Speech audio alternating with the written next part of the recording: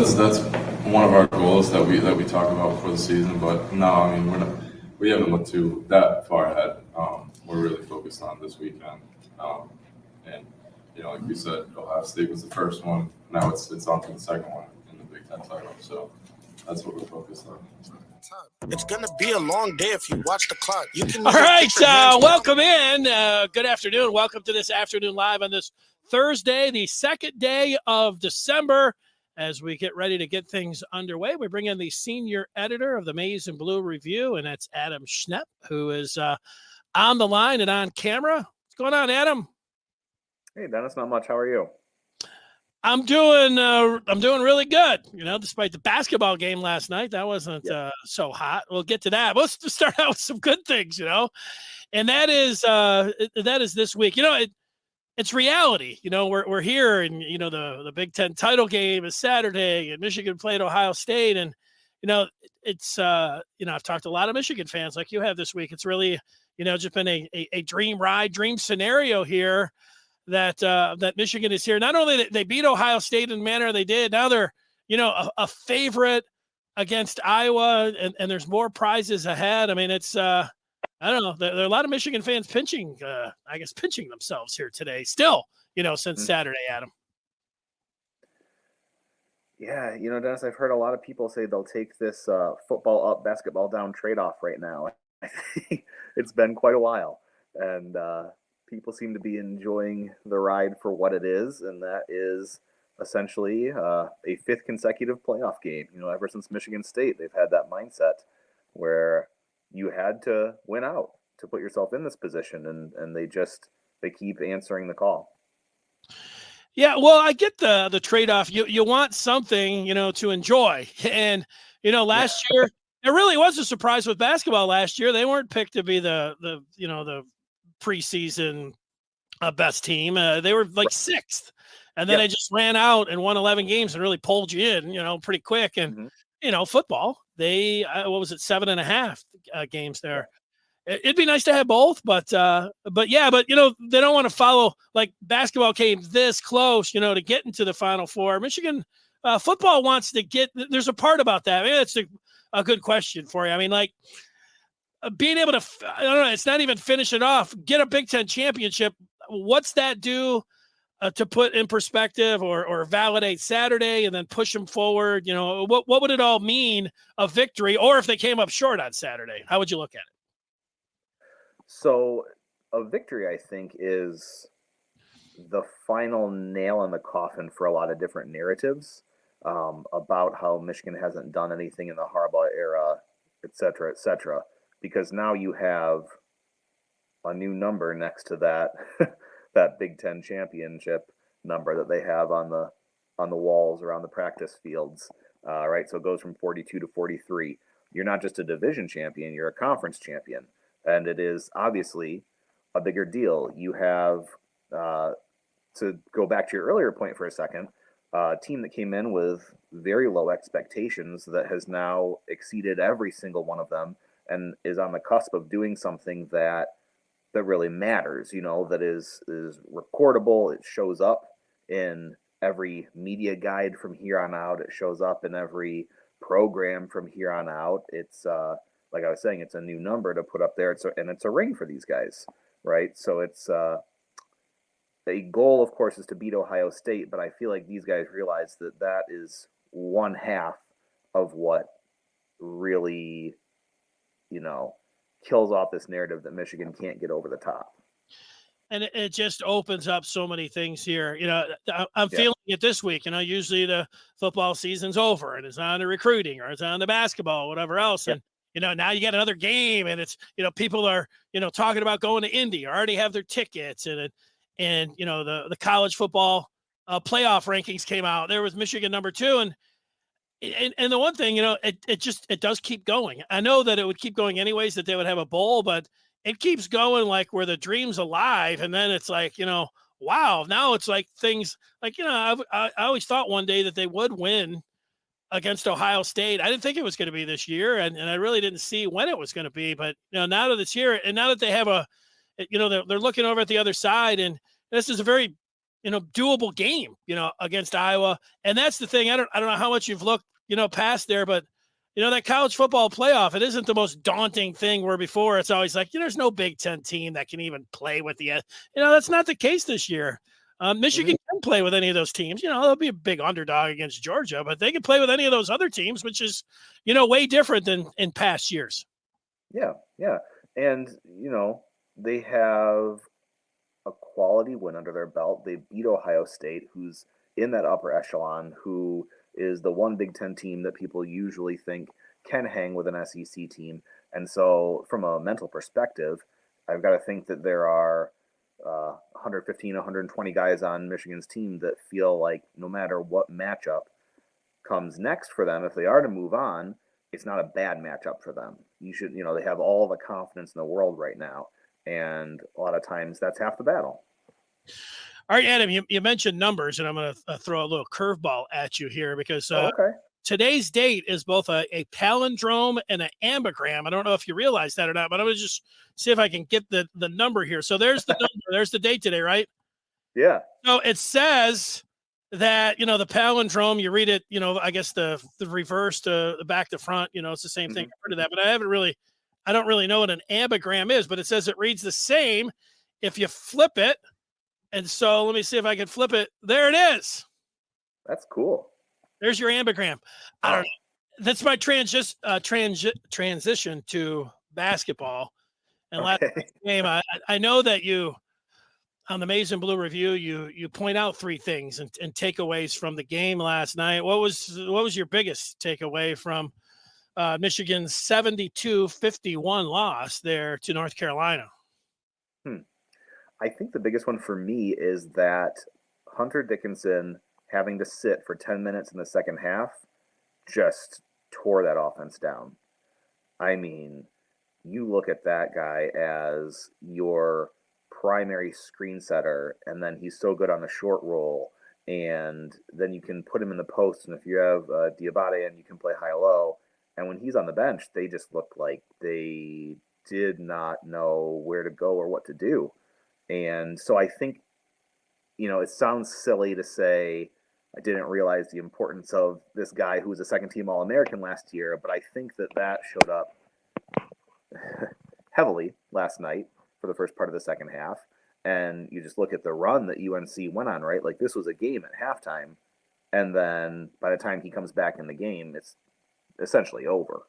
So that was the biggest one for me. And not a good one to see necessarily.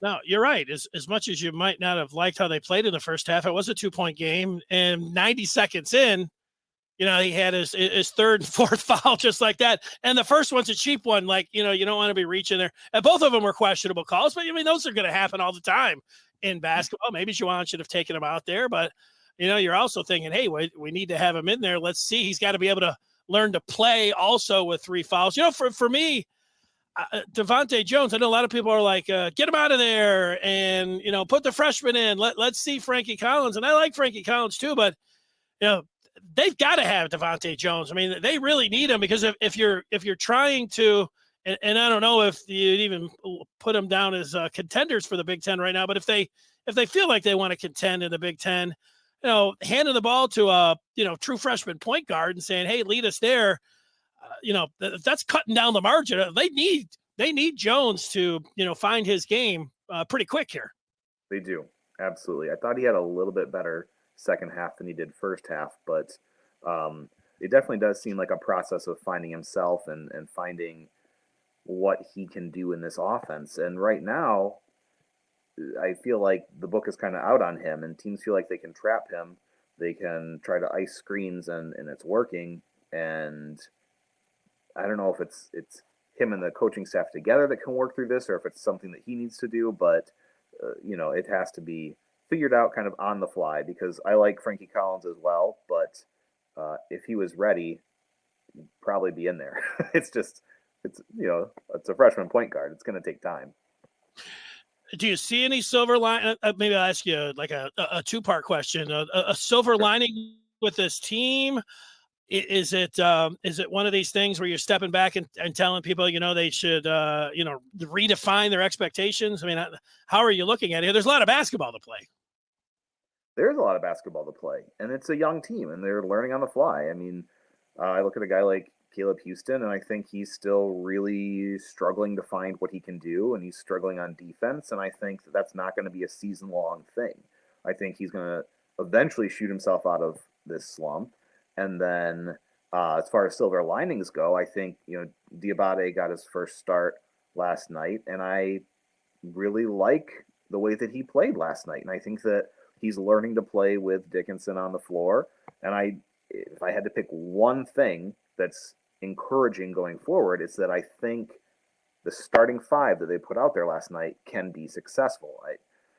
You have some issues at guard for both Eli Brooks and Devontae Jones getting to the basket, but I do think that this team can eventually find itself, but that it's going to take time. As far as readjusting expectations, yeah, that's probably necessary at this point. I think that you need to ratchet it down a notch because these guys clearly have to learn how they're going to play, what's going to be effective this season, and they're doing it. They're doing it in game, it seems like. And so by the end of the year, I think we'll see different rotations than we're seeing right now. But I think that with that much talent, they'll be better than they are today. Well, enjoy Saturday. You got a basketball, you got a loaded Saturday. You like football, You like basketball, you like hockey, you got it all. Whatever you want there, take it all in. Hopefully you just have the time. That's the only thing you need on Saturday is the time. Because you got to start early and it's going to take you late. So enjoy it all. I know you'll be covering it here for TMBR, and we're looking forward to your coverage. Thanks for your time, as always. Thanks. See you later. Thank you. There he is, Adam Schnepp. He is the senior editor for the Maize and Blue Review, and a guy who joined me last night on the Michigan basketball postgame after the North Carolina game, as somebody you see right there on the screen right now, Jim Scarcelli, the former Michigan linebacker, but a guy who knows his way around a basketball floor and a football field. Once he was done with Michigan, did a lot of coaching over the years and came back to Michigan, worked at their camps and everything else. And, now he's here helping me out, understand the game a little bit better, and all of you that are listening and watching. And it's great to have him on here today on this Thursday. Scar, how are you? I'm great. You guys do a good job breaking down that basketball, and Adam's right on. He's seeing it same way I'm seeing it. And but yeah, we're fired up. It's Thursday, so Thursday is an easy practice for the football team, and they'll be getting ready to travel tomorrow. I'm just putting my mind back to how it was as a player. Thursdays were always short practices. You get a little lift in, and then Friday they'll get on the road. But we're fired up, man. I've been looking at these Hawkeyes. They're a test, but we'll be ready. Let me ask you from a motivational standpoint. I was talking to a former player last night, and he brought up, like I said, we were talking about motivation. He said, you know what? I was looking at that first team offense and the second team offense, and yeah, Stuber wasn't in there, but the way this offensive line played, these guys that were voting, both the coaches and the media, they must not have watched that Ohio State game because they had the two tackles from the Buckeyes, on those first and second teams. They're both media and coaches. And, Michigan was, they were represented, but, not unanimously. And guys were here, and then guys were on the second team, and guys were honorable mention. Is that a motivational factor here, Jim? I mean, they're playing for a Big Ten championship, but, these guys looking at this and saying, hey, they're saying this guy's better than you, or you were left off that. Do you think that's something that, is going to be used here for Michigan, whether it's, Saturday or beyond? I don't, in my opinion, that wouldn't be much of a factor for me. I mean, I didn't make all Big Ten, but I started a couple of years, but there's not a guy on that team that has a Big Ten championship ring. So I don't know what more motivation you need. I mean, that's the greatest motivation, the motivation of playing your butt off for your teammate, playing your butt off for Michigan, trying to put a ring on your finger, playing in front of a national audience. There's going to be great motivation absolutely no reason not for every Michigan kid is not going to give his best effort. But the game has huge importance for us. Yeah, okay, we beat Ohio State, but this game, it will solidify and quiet all the Harbaugh talk. That's a huge thing for recruiting. The big thing, it's always about recruiting, Denny. Always about recruiting. And, you look at Ohio State beating us 15 out of 16 years. I mean, do you think they taught how to block and tackle better? Is their scheme better? Well, they were recruiting better than us for a long time. And when we can start beating them on recruits, when we can beat Notre Dame on recruits, when we can beat Alabama on recruits, you don't have to outcoach people.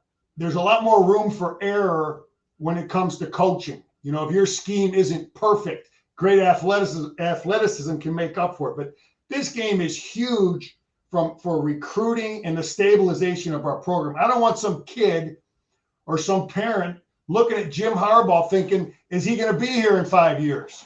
We got to quiet all that talk, so yeah, there's a lot of it. This game is huge for an important standpoint about the future of our program. Yeah, you're right about that. If you take advertising and your name being talked about, I mean, Michigan is being talked about all the time right now. I mean, they won the Thanksgiving weekend. Everybody was talking about Michigan, Ohio State. And if they beat Iowa, they do get that Big Ten championship that they haven't had since 2004.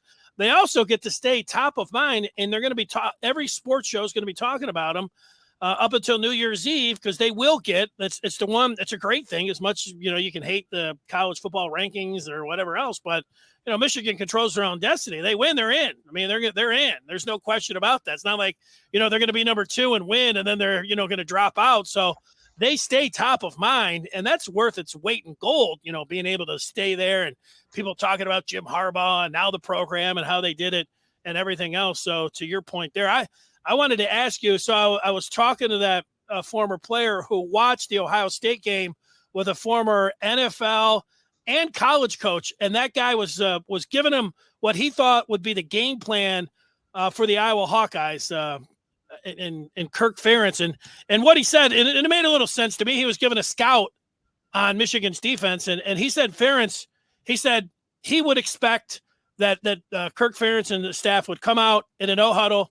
They would go to quick sets. They would throw deep. They want to go quick strike.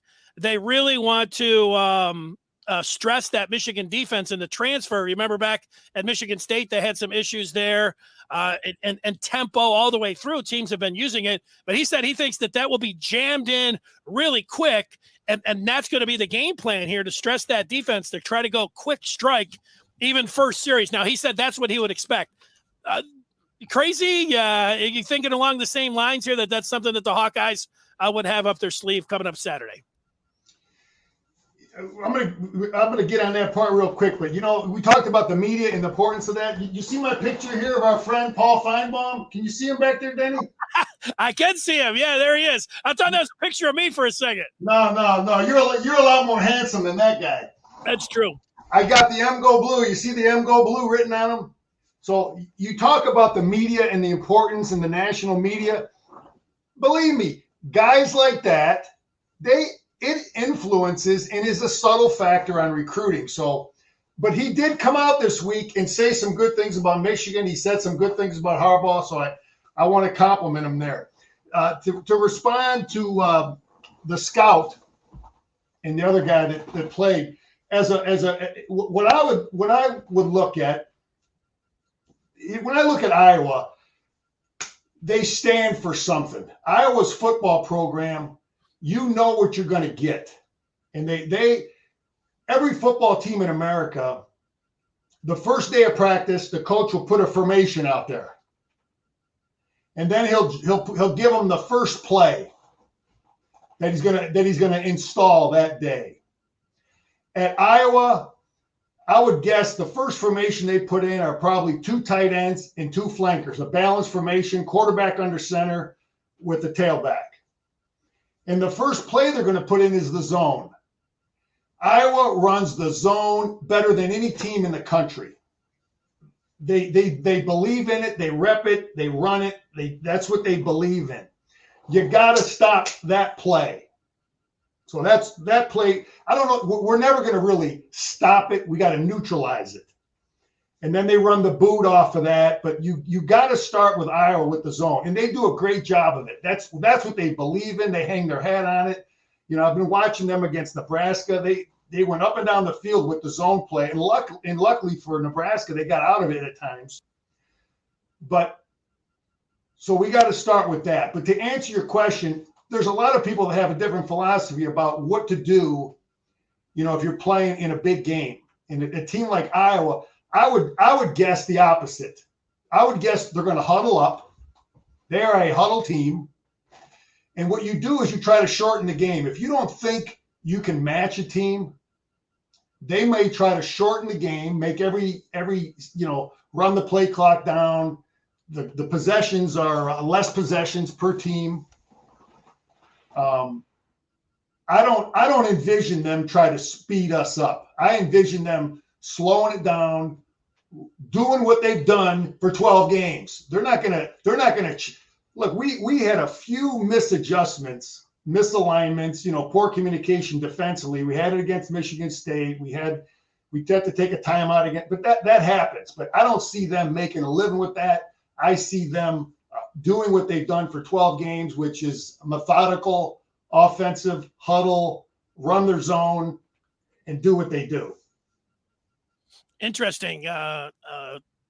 Battling views. You know, one thing you mentioned that Nebraska game, you do know that they spent a lot of time on special teams, and it showed up in that Nebraska game as well. And, you know, to your point, if you look at the offense, if you ask me, the best player over there is the very good back, Tyler Goodson. He had over 150 yards against Nebraska, and he's somebody that can catch the ball too. That's the guy that I would try to get the ball in his hands as much as possible. You know, you mentioned the Hawkeyes, and I had some audio from HawkeyeSports.com, and here's Kirk Ferentz talking about his view of Michigan. Listen in. Go back. My first experience in this game was in 1981.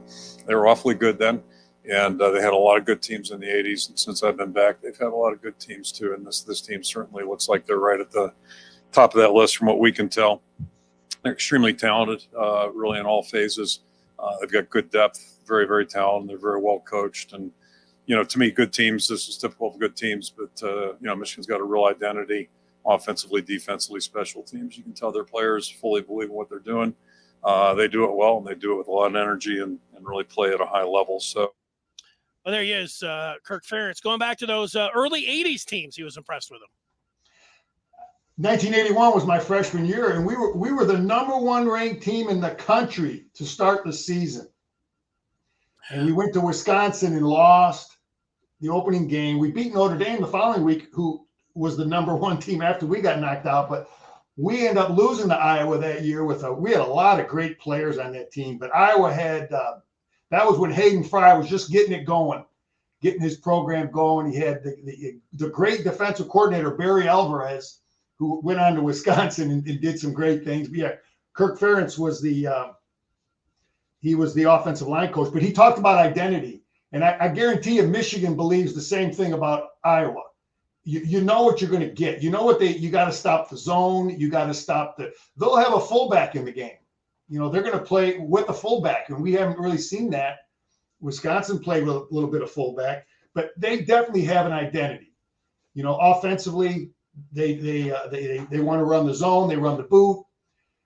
Denny, we got to get them if we get them to third down, and the quarterback is in a shotgun with the back to either his left or right, that's a win. You got it? We got to get them. We can't have them 3rd and 1 in the running their zone play we can't have them 3rd and 2 with a fullback in the game and I-backs. We got to get them 3rd and 6 get them out of their best stuff. I mean, they can still run their best plays from those formations, but we got to neutralize their best stuff. And again, they're going to try to do the same thing to us. They're going to try to take away our power play, but luckily we run. Let me say this too, and I'll let you go, but Defensively, Denny, if someone told me, all right, Scar, you can be the defensive coordinator for any team in the Big Ten, I'm going to tell you why I would pick Michigan. I would pick Michigan because our offense does the most stuff. We do things that are similar to Wisconsin. We run Iowa's best football play. You know, Corum had a big run against the Buckeyes. It was the zone. We run that play. So our defense sees it. We've got spread elements. We run some of the Maryland stuff. We run some of the Ohio State stuff. So when you get your schedule, you don't know who you're going to play. And now you don't know who you're going to get in the crossover if you play in the championship game. But our football team is ready defensively because we see their best stuff. And a lot of people don't think about how important that is as a defensive football player. You know, we worked on their best play in the spring, not even realizing we were going to have to stop it now to win a Big Ten championship. Well, you know, Jim, you identified your biggest key was tackling in space against Ohio State. I've gone back and like a lot of people, I've watched the game over again a couple times. And heading into halftime, Travion Henderson came out. Rod Moore came up and closed down and got a hold of his leg and tackled him on a key third down. It was a really good tackle there by the Michigan true freshman safety. And then on the first drive, you know, they always say those, you know, the last four and the first four, they say that at the pros, but I think in college it's a big help as well. But so Rod Moore got that tackle. And then on the third down, the first drive Ohio State had in the third quarter, it was Josh Ross that came up and filled the hole right in the middle and came up with a great tackle. So the tackling was on display, and you really rang the bell on that one. Yeah, Denny, it's never going to be one thing, okay? They give us different issues. It's a whole different deal. It's not going to be. We're not going to play in space. We're going to play. They want to play in a phone booth like we do many times. You know, they're going to have tight ends, great tight ends, good blocking tight ends. The two guys, in my opinion, that got to be outstanding. Again, it gets back to the two inside guys, Hinton and Mozzie Smith. Those guys got to be stout at the point of attack. They're going to try to double team them. They're going to run that zone. What you want against Iowa is you want big, strong guys in your defensive line that are athletic enough to come off and play the zone. But we got to be real good in there. Our defensive line has to be solid and stout. We got to be, I would say, if you said to me, what are the top things we have to do defensively? Our defensive front has to be solid and sound and not get knocked off the ball, but we got to be gap sound. Our linebackers got to fit in the right back. So you talk about the running back. And for me, when I look at it from a defensive, yeah, he's a good player, but you got to beat the block first before you try to tackle somebody. But playing stout, not getting knocked off the ball, being gap sound. We may see against this team too, Denny, which we haven't seen since Wisconsin, and we have it in our package.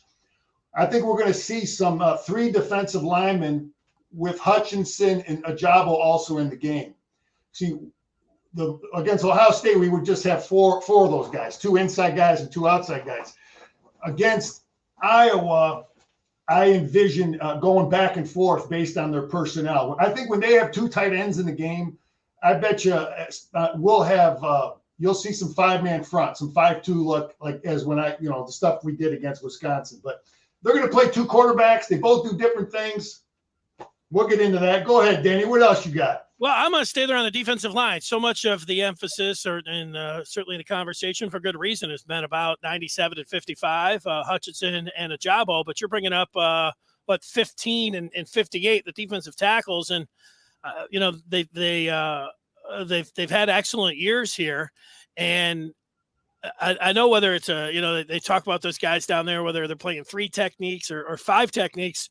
Yesterday, I was talking to Nick Baumgardner from The Athletic, and he was talking about how the defensive tackles with McDonald, what he brought from the Ravens, were gap and a half techniques, which I wasn't familiar with And so I don't know if that's just a different name for some of the things that those guys are doing up there. Is this something? Are they trying some, or are they putting in things that, that NFL teams up front, just technique wise inside there? Is that something that's noticeable when you're watching Michigan? Because I haven't seen it. Denny, when I watched Michigan the first game of the year, I could tell I was loving great technique. You always pad level is very important on the offense, in the line play. There's an old saying, a low man wins, right? Low man wins. I can be 300-pound, great athlete. You can be a 200-pound average athlete, but if you're under me, you can stop me. You can beat me with great leverage. You can outplay people if you use great technique. But I think Sean Dua and our scheme, they do a great job with those inside guys teaching technique. I would guess that his term gap and a half, it probably means to play your gap, but also be in a position to try to come off and help on the. If that makes sense to you, every defensive lineman has a gap in general. Okay, we haven't really done much two-gap stuff in our scheme. A two-gap stuff would be if you line a guy up and he has to play both the inside and outside gap, and that's very hard to find Superman that can do that. You don't find too many players that can do that. So our scheme, basically, you play one gap, you line up outside the guard, you play that gap, which is the B gap. And I think what he's talking about is probably be in a position to come off and help in the inside gap, the A gap also. And you got to be, I understand what that scheme means. It's tough to get, but we've had players do that this year occasionally. And it's, you just got to keep working on it. It's hard to do that because you got to handle a 300-pound guy playing your gap. And at the same time, if you're going to make a play in the inside gap, you got to throw the guy out and make a play. And that's tough to do. But, we're going to see two quarterbacks, Danny. They both bring different stuff. You got the more athletic kid who's played a lot. I think his name is Padilla. He's played the last few games, and he reminds me of the Michigan State quarterback. An athletic kid, runs around, good passer. He's more athletic. And then the Petrus kid is the kid who started the year off. He's a big, tall kid. Yeah. Good arm. So we got to, again, this gets back to the two quarterbacks. Okay. And obviously, Kirk Ferentz has been around. He's got no problem with it. They played two quarterbacks against Nebraska. And it gives you something to have to understand. Look, if I'm defending Iowa and either of those two guys get in the game, I don't think it affects the secondary as much. The only guys it might affect are the pass rushers, knowing that this kid's more elusive. If I'm Hutchinson and I'm I'm a defensive lineman and I got the statue back there, that changes things opposed to the kid that's mobile. Tell me, of looking at a lot of the Hawkeyes numbers here, a lot of things jump out with their defense. One is that they're number one in the Big Ten in defensive efficiency. They led the nation with 22 interceptions. They're number one in Power 5 in turnover margin. And they're seventh in the Power 5 in yards per carry, that defense. That's pretty good defense. And, they going back to those Big Ten first team, second teams, the medias and coaches, a lot of Hawkeyes DBs showed up on those pages there. So they got still like a pretty good back end, and those numbers there against the run and being able to force turnovers, probably the big reason why they're sitting here and representing the West coming up on Saturday. Yeah, Danny, I talked about Barry Alvarez and the Iowa's always played great defense, and their philosophy hasn't changed in 40 years.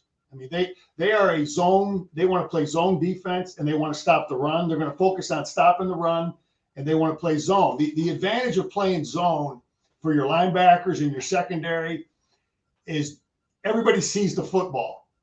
If I'm a linebacker dropping in coverage, my eyes are on the quarterback opposed to watching, a tight end, covering a tight end if I'm in man coverage.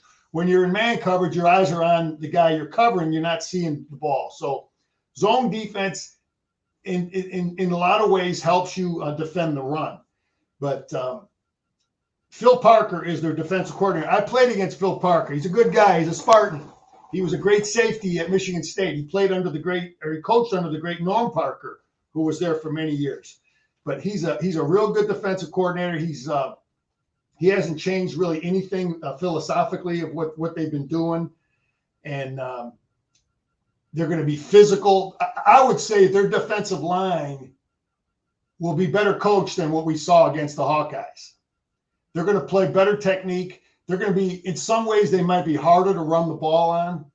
But what they don't do, I think, as well as Ohio State, I don't know that they rush the quarterback as well. I don't think they're as athletic, but they're going to be, they might be tougher to run the football. They're very well coached.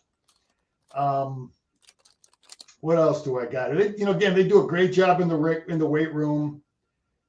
But it sounds like with all these old school coaches and Ferentz and Harbaugh taking it back, we might have like one of those 85, 12, 10 games, number 1 versus number 2. Was that 85? Yeah, that was it, Danny. That game. I was on the field out there for that one. Give me a memory about that one. Number 1 versus number 2. Man, yeah, it was. We were a lot like this Michigan team here. I mean, we came off Bo's worst record, 6-6. Nobody had us ranked. We weren't ranked in nothing, right? And we first game of the year we beat Notre Dame, and then we go to South. They were ranked. Second game, we beat South Carolina. They were ranked like number 3 in the country. Anyway, we just kept winning, and we weren't giving up many points. But I remember going out to Iowa. Now the media's hyped up, and things are getting more attention. I remember the locker room, the pink locker room. Bo, for some reason, wanted to put white paper over it. I could care less about a pink locker room, but they made an issue of it. They had white paper above it, but it was loud. It's probably the loudest football game I ever played in, and it was the fans are right behind you.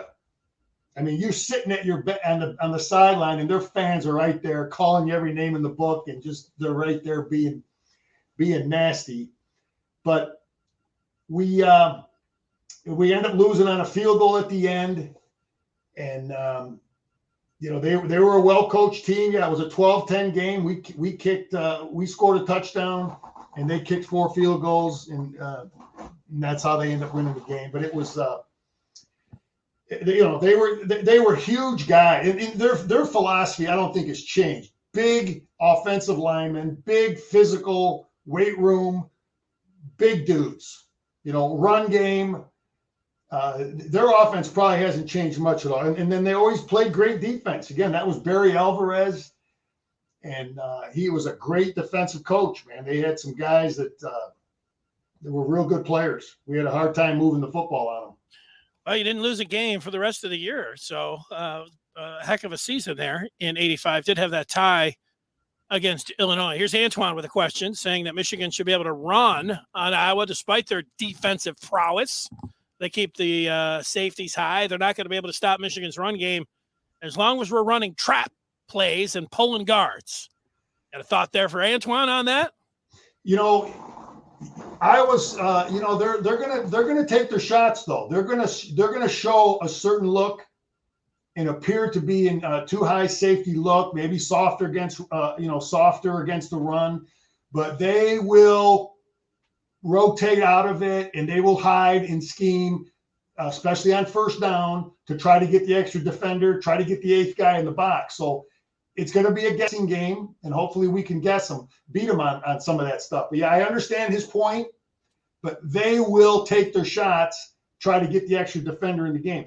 I think one of the big things offensively, I would say, Denny, also for us against that defense, I do think we can run the ball. I believe we're going to have good success running the ball. But offensively, we got to be patient, because against those zones, they're going to give you stuff.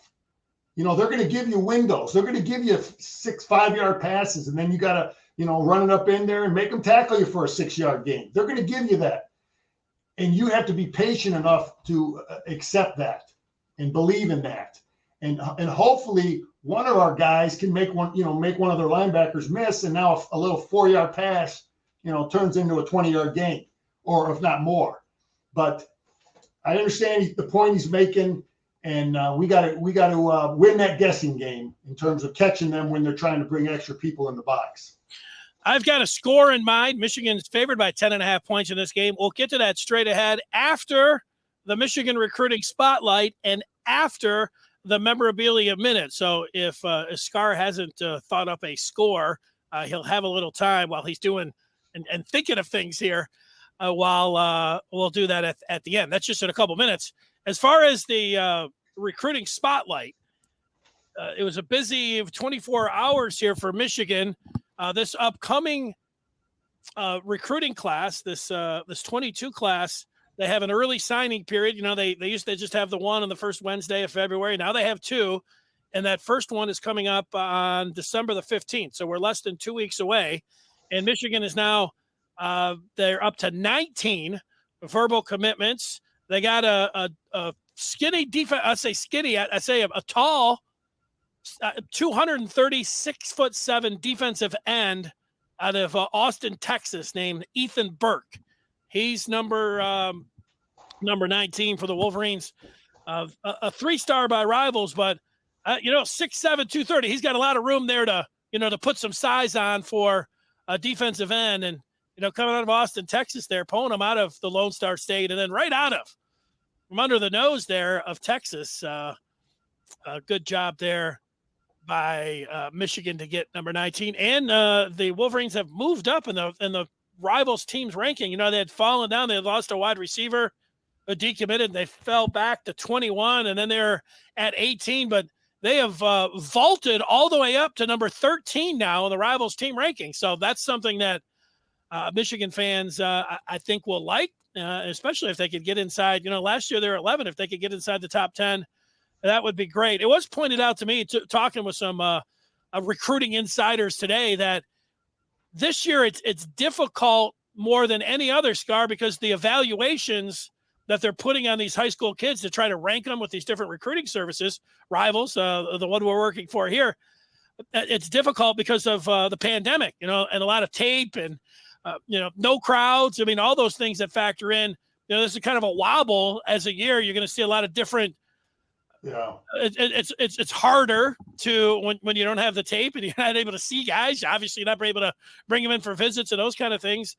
Even though some of that stuff has been going on, just it's been tough last year, tough this year when it comes down to evaluation. So, but everybody is kind of on the same equal footing there. So I don't know.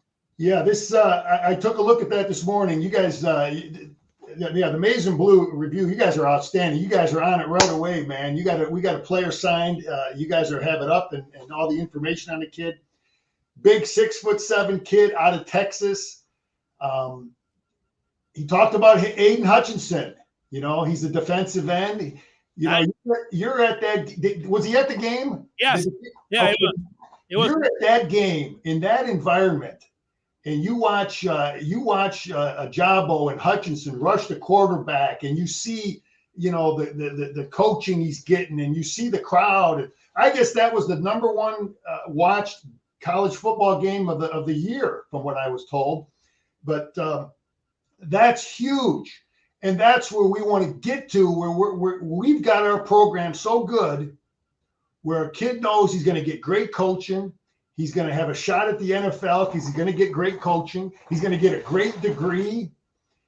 Education matters to that kid. That's why he picked Michigan too.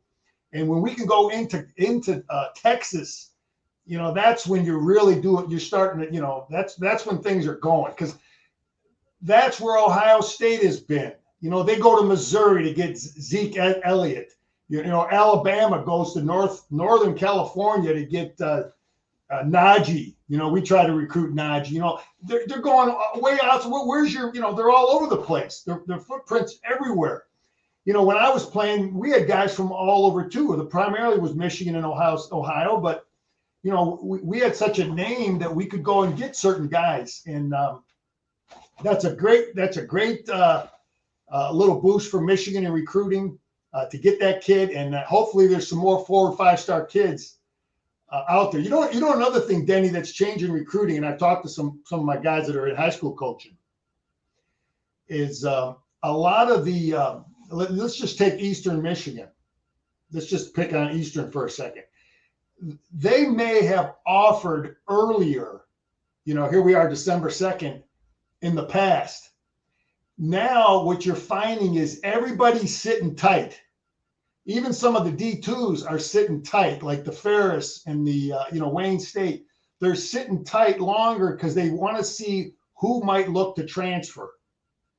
So they got to make a decision. Do I go ahead and offer some kid now when I might get this big time kid that might transfer from Ohio State or transfer from Notre Dame who's not playing, and he might want to, maybe we can get him at Eastern, and that'll be a better situation than offering some high school kids. So I think that's what's happening with why things are getting delayed in terms of offers. Now the big 4 or 5 star kids, they're being offered.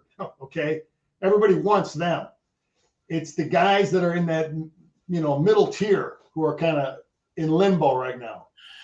Yeah, and if a former 4 or 5 star is thinking about hitting that transfer portal, that's I understand that kind of guessing game when it comes down to recruiting. Michigan did get another commitment, and not for this upcoming class, but for the following year, and they stayed right here in the state in West Bloomfield. They got a 4-star wide receiver, Samaj Morgan, 5'10", 181, West Bloomfield, of course, where Michigan's safety coach Ron Bellamy was the head coach last year, and along with Donovan Edwards, they won the state title.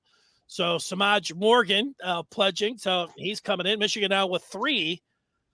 I say already 3 for next year. A kicker from Ann Arbor, Huron, right here in Virginia. Kid that was also at the game last week. A defensive tackle, Joel Starlings, and then now Samaj Morgan. Speaking, maybe Samaj Morgan heard Cornelius Johnson. He had the Michigan wide receiver, Kojo, who had one of the big plays in the game. Here's what he had to say about the Hawkeyes. You can just see, overall, there's a really well-coached team, and they take a lot of pride in practice. And I know, it's going to be one of those games where they're going to be juiced up on, energy drinks and smelling salts. And we got to make sure we come in and take advantage of wherever we can and make sure we're locked in, ready to run. All right. According to Kojo, a lot of caffeine and smelling salts will be making their way over there for the Hawkeyes. Scar, you ever break open the smelling salts to get you going to get out there and play defense?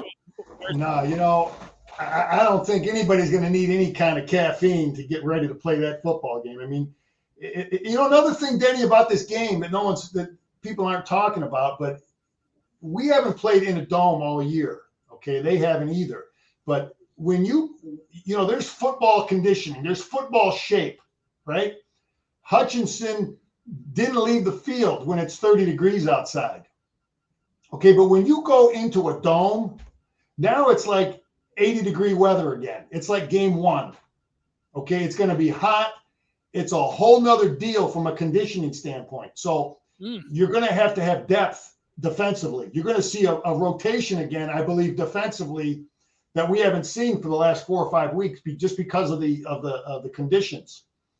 And another thing is it's going to be loud, period. The game will be loud because there'll be 35,000 Michigan, there'll be 35,000 Hawkeyes there. So it's going to be loud all game long, whether you got the ball or not.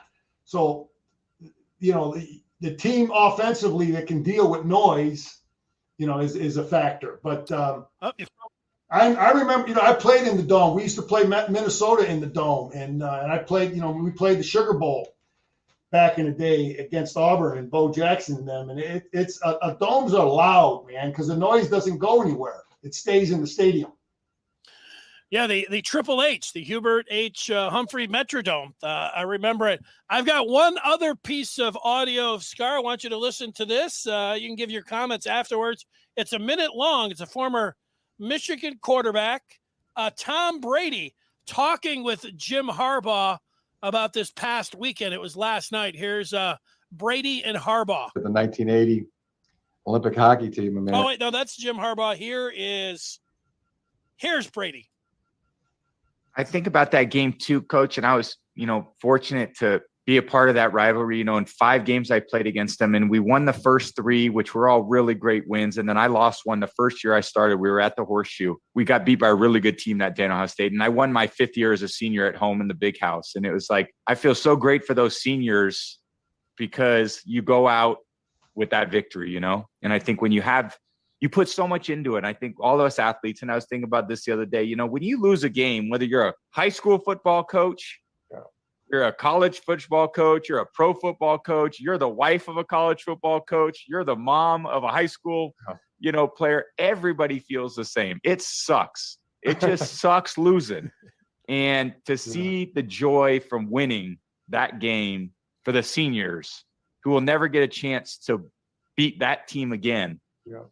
It'd be hard for me to imagine going that long, and not having that chance. There they are, Brady and Harbaugh, talking about this past weekend. Nice to hear those guys chopping it up a little bit. Scar, I played that Jim Harbaugh cut. I thought this was interesting. He did this.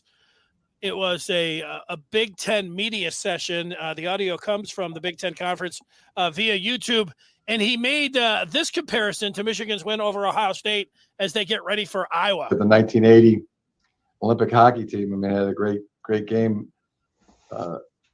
And then, but that wasn't the gold medal game. So they had to go to the championship game after that game. And so this is the championship this week, playing against a great Iowa team in Indianapolis. And this week, that's for all the marbles. That's for the championship. It's not the miracle on ice, beating Ohio State. But the point, I'm old enough to remember, Scar, the miracle on ice, and it was not the gold medal game. The United States beat the Russians, the Soviet Union, and then they had to come back 3 days later and play Finland, and they were down 2-1 in the third period of that game. And hopefully, Michigan's not down in the fourth quarter.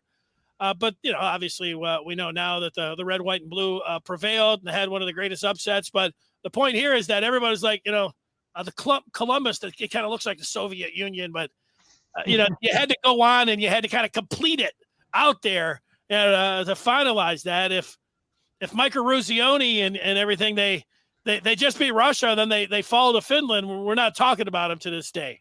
Denny, I've been a player, a position coach, a defensive coordinator, and a head coach. And the role of the head coach, you got multiple responsibilities. You got to have multiple talents, and you got to hire great coaches. You got to know who to recruit, how to recruit them, and be able to sign kids. And then you got to know how to coach, and you got to know how to coach defense, offense, and have it, and strength training and all this other stuff. But one of the things you got to be able to do, which I think Jim does a great job of, he gets his team ready to play every week. We've talked about it. He knows, and he makes, that's just a great reference about motivating your team, and how do you want to be remembered? These guys know stories and heard stories about the Olympic gold medal team, 40 years ago, and they've heard it and they know how it, it's history. And if they would have lost that game, no one would have even know about them. So I give Coach Harbaugh credit for just being the master motivator of always thinking about, how do I motivate my team? How do I motivate them to practice? How do I motivate them to prepare today? And getting back to Brady too, Brady said a lot of the same things I said the other day about after that game. That was the first thing I thought. That was the first thing I thought of was those seniors. They can now hold their head high. They beat those guys. They got to live with that. They got to live with that Michigan State loss. But this win here, is a lot easier to take as we're getting ready to play for a championship and put a ring on that finger. Well, I got some more audio from a coach, and this actually he wasn't talking about the playoffs in college football. He was actually talking about his team that looked like they were not going to make the playoffs. But anyways, there's a lot of people that are saying don't look ahead to the college football playoffs. And when you say playoffs, you always think of this particular soundbite, which is one of the best ones. Playoffs? Playoffs? You kidding me? Playoffs? Yeah, I can't get enough of it. Playoffs? Playoffs? Don't I talk just about hope the we can win a playoffs. game. Don't talk about the playoffs. There he is, Jim. Coach Mora, Yeah, his son just got hired at UConn. yeah, tough job, but you know what? He's getting paid to do it. He'll do all right there in UConn football. Jim Mora Jr. Yeah, you're right. All right, Scar. It is the memorabilia minute. 1 minute piece of memorabilia. Put it out there. You said it was, you were going to tell me what it was, and I said surprise me. So I'm all eyes and ears here as I see what.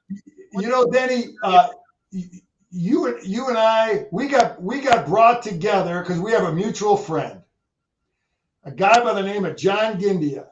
Okay, I don't know if you can see the picture. Yeah, I see it there.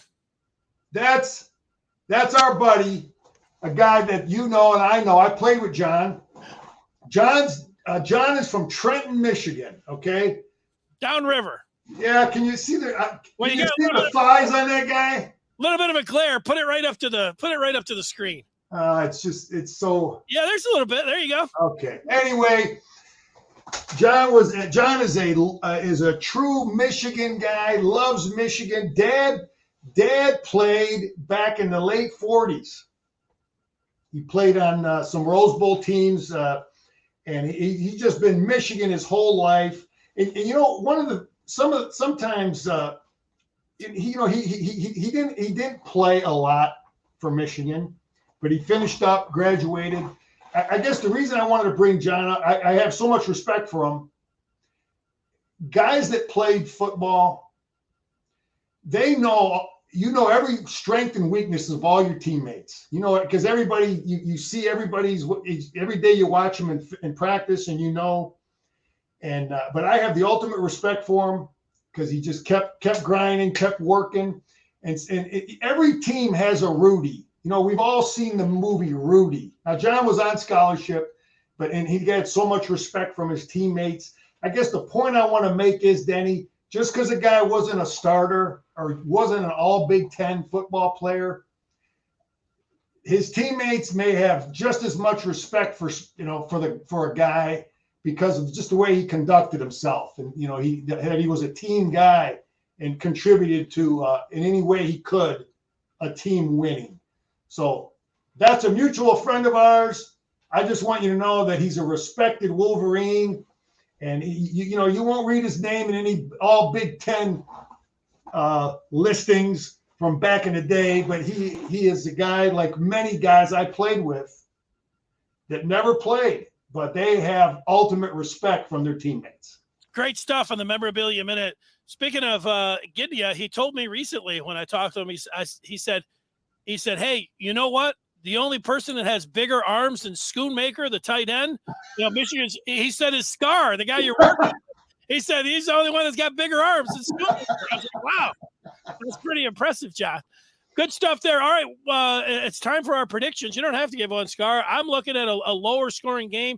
Michigan, when you go back and look, it was just a 1-point game against Ohio State, against Penn State. What was it, 7-6 at the half? I mean, they were up on Michigan State, talking about Michigan, but 13-10 at Nebraska. You go through, and I'm looking at it. 13-0 against Nebraska. 13-10 was the score against Wisconsin. So I don't think they're going to bury Michigan. Going to bury Iowa at the half. I'm expecting a low-scoring, close game at the half, and then Michigan maybe tacking on a touchdown or field goal in the fourth quarter. I'm looking at something like 27-14 final score, Michigan over Iowa.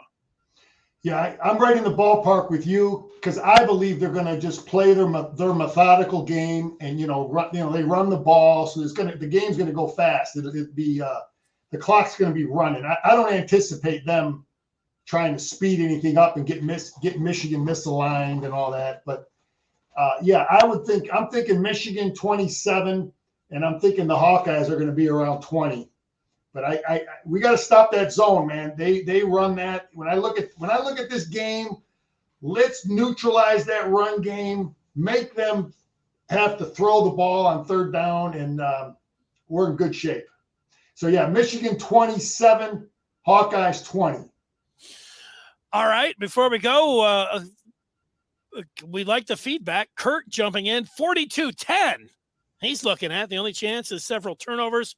He doesn't see that happening. Slow start, like I'm talking about, but then a blowout. Antoine, he doubts if many Hawkeye fans, it might not be that many Michigan fans. The Buckeye fans are rumored to be holding tickets hostage because they thought that the Buckeyes were in. So maybe they're holding those tickets for Hawkeye fans. But Antoine comes back, just like Kurt, a 42-10 Michigan hammering.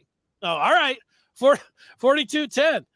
There you go. Well, Scar, we'll talk after the game. It'll be on Saturday night, unless that's too late. I mean, it's a late start, so you don't have to be on, but we'd love to have your perspective on Saturday night after the Big Ten title game. I'll be ready to roll, baby, with a smock. Denny, since we've been going, baby, we haven't lost. So you and I, maybe that's part of the deal here. But yeah, I will be ready to roll, fired up. Great point. Undefeated post game. I'll take that. See you later. Thanks. All right, go Blue.